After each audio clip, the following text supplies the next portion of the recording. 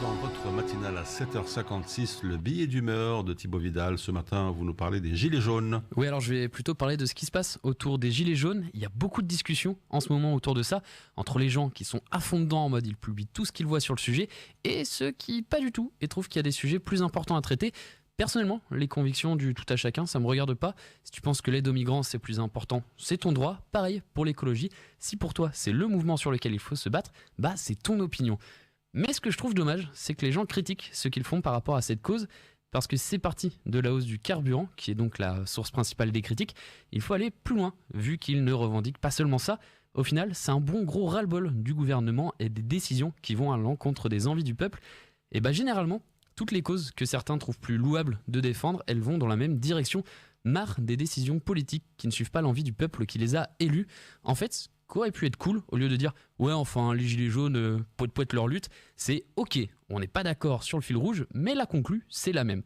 Genre, c'est comme si t'es avec un pote, vous avez tous les deux faim, vous voulez tous les deux manger un truc rapidement, et qu'il te propose un McDo. Mais toi, le problème, c'est que t'aimes pas le McDo et tous les autres fast-food du type. Bah c'est pas grave, si t'aimes pas, go chercher une salade dans un resto bio. Et vous vous rejoignez après pour manger ensemble. Bah là, en soi, c'est à peu près la même chose. T'es pas forcément d'accord avec ce qu'ils défendent, mais dans le fond, vous avez la même envie, changer les choses. Parce qu'il y a plein de causes louables à défendre qui ont la même cible, le gouvernement. Et c'est dommage que le dire peut mieux faire, ça n'a pas insufflé un truc en mode « Vous en avez marre de ça ? Ok, nous, pas trop, mais on en a marre de ça, donc on manifeste avec vous, mais avec des gilets différents, car nous on défend autre chose. » Ça s'est fait, par exemple, avec les gilets verts. Eux, ils protestent pour l'écologie et l'environnement. Et il y a plein de couleurs dans le monde, donc on peut rajouter plein de luttes. La politique de migration, on pourrait dire que c'est les gilets bleus. La politique sociale, ça pourrait être les gilets rouges. Et le fait de vouloir stopper les guerres un peu partout dans le monde, ça pourrait être les gilets roses. On peut en faire tout plein.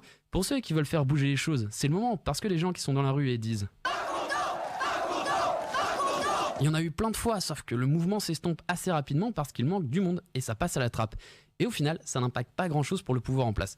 Mais si tu commences à avoir, je sais pas, par exemple pour la Belgique, imaginons 1 million de personnes qui travaillent pas, pour justement venir manifester pour des causes et d'autres, ça pose des problèmes aux entreprises. Et si ça pose des problèmes aux entreprises, ça pose des problèmes à l'économie. Et si ça pose des problèmes à l'économie, ça pose des problèmes à l'État. Et là, peut-être qu'il y aura moyen de négocier des trucs.